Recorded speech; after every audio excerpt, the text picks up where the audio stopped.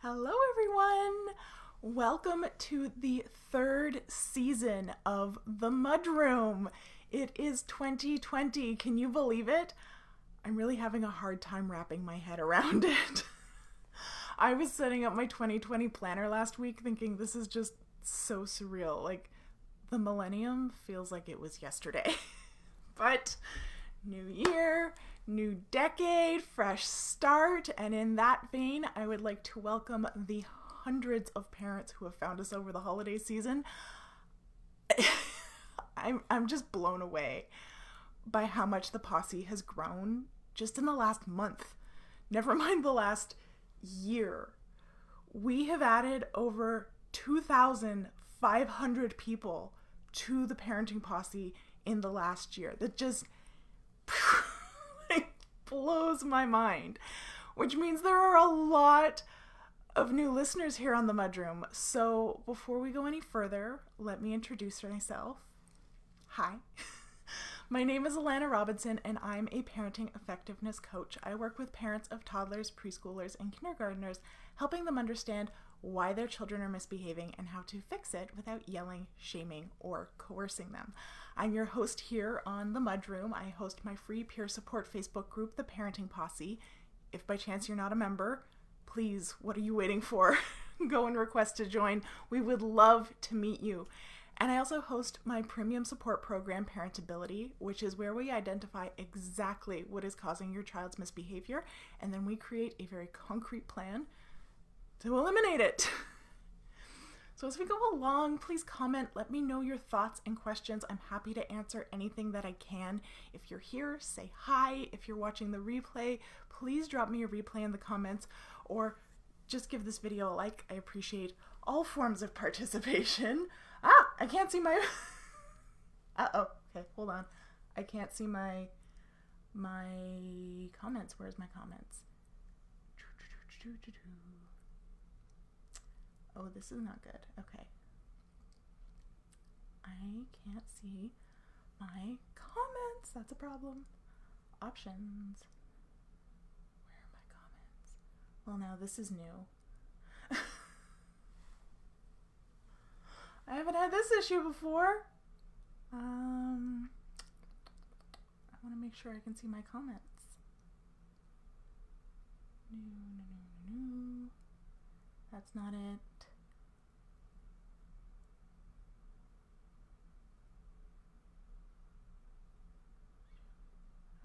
That's not it either. Where the heck are my... Okay, well, I'm going to have to figure that out later. I'm just going to have to load you guys up on my screen here because I don't know where my comments went. Sorry about that. Oh, new year, new tech challenges. You guys know me. I'm like a walking EMP. If something can go wrong, it will go wrong, and I will be the one making it go wrong. Okay. I really don't know what happened there. Can I? Oh. I got them. Okay. We're good. The button moved. Okay. We're good. It's all good. All right. So now for our first topic of the year, we are going to talk about trauma bonding. So over the holidays, right before the new year, I posted a screenshot of a tweet which kind of poked holes, to put it politely, in the concept that there's such a thing as spanking out of love. Now, we've already discussed spanking on the MudRoom. You can go back and watch/read/listen, whichever modality best suits your learning style, about that in the episode on corporal punishment. So we're not going to reopen the discussion on spanking as a valid form of child guidance here. That's a pretty open and shut case. It's not. You're never going to convince me otherwise. If you want to debate that, kindly go find someone who cares. But this tweet called out the logic that a lot of people who spank use and called it for what it is, which is trauma bonding. And that concept seemed to intrigue a lot of people, and many people asked me for more information on it. So I figured rather than answer 50 plus people individually, which, I mean, I love y'all, but I just don't have that kind of time. We just address it here on the MudRoom, because if more than a dozen people ask me the same question, there's generally hundreds more who are wondering about it too and just haven't actually spoken to me about it. So first, let's just recap that tweet for those of you who didn't see the post. It said, "Pro spankers be like, I sit down and talk to my child before I hit them. Then after I hit them, I hug them and tell them that I love them. Newsflash, this is called trauma bonding. Same behaviors displayed by domestic violence perps in adult relationships." And it was tweeted by Dr. Stacey Payton. So, what is trauma bonding? The term originates from Patrick Carnes, who developed the term to describe, quote, "the misuse of fear, excitement, sexual feelings, and sexual physiology to entangle another person." So in other words, it's training another person to conflate abuse with love. When you tell someone that via their actions they've asked for abuse and that you're abusing them because you love them and that it's for their own good.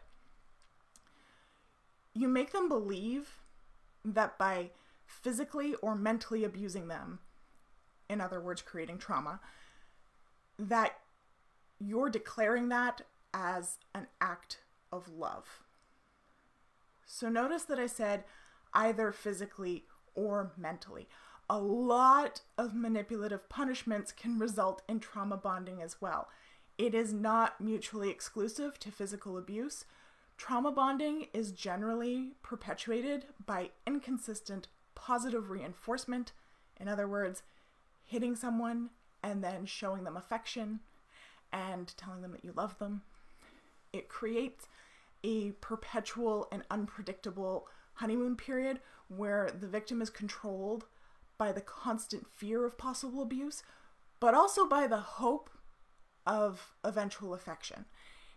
It's generally spoken about in the context of adult domestic violence situations, but it definitely isn't exclusive to them. It can occur in any ongoing attached relationship where there's a great deal of pain interspersed with times of calm. And it's often kind of mirrored or likened with Stockholm Syndrome, where a captive bonds with the person who was holding them against their will. So as you can see, or at least I hope you can, that is going to cause a lot of damage to a child. Something else that I posted over the break was an info sheet from the Institute of the Developing Child at Harvard on epigenetics, and how a child's early experiences can literally turn on or off gene expression and therefore very tangibly shape a person's physical experience of the world. So if a child is caught in a traumatic bond with an adult, it can actually alter them down to their cellular makeup. Not to mention, psychologically, the harm that comes with believing that pain and violence are expressions of love. And this belief that physical pain somehow leads to learning, we've debunked that 8 Ways to Sunday in various episodes. The ones on stress popped to mind in particular. Like, you cannot learn. You cannot learn when you're in physical danger. It's impossible. Your brain disconnects the section that deals with learning as a self-preservation method, which is why disorders such as dissociative identity disorder exist exclusively in people who have experienced trauma in early childhood. Trauma is also epidemic because early experiences of trauma cause numbing around the expressions of intimacy. So people who have trauma in their history are more likely to end up in new toxic relationships because, one, it's familiar and our brains like consistency, and two, it makes them feel, even if that feeling is fear. So that's trauma bonding. Hey! How are you, young Williamson? Thanks for joining me today. So yeah, that's trauma bonding. That's it in a nutshell. Not a super happy note to start our third season on, but one that I felt was really important to speak to. And, you know, I know there's so many parents who need to understand this as possible, because I've been in the room when someone who I otherwise found to be a rational human being starts espousing the benefits of physical abuse in raising children. I know what it feels like to be flabbergasted like that. It literally takes your breath away. You feel speechless, at least, you know, when it starts immediately. Like, and I mean, heaven knows I'm rarely speechless. It takes a lot to shut me up. But some people believe so fiercely that they're right. They've justified it to themselves so completely that it can almost make sense sometimes if you aren't educated in aspects like this. And that's really the goal of the MudRoom, that you understand why children behave the way they do, and in the end, why human beings behave the way they do. So if you want to learn more about how behavior works and how to change behavior, that's what we do in Parentability, and we'd love to have you come join us. Or you can learn more about that at prnt.link/PA. Okay. I'm going to leave it at that for this evening. If there's no comments or questions, you're always welcome to leave me comments below now or later.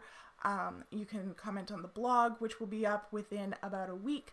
Or, you know, you can always email me at Allana@AllanaRobinson.com. It's a very unique email address, and I will happily discuss this with you.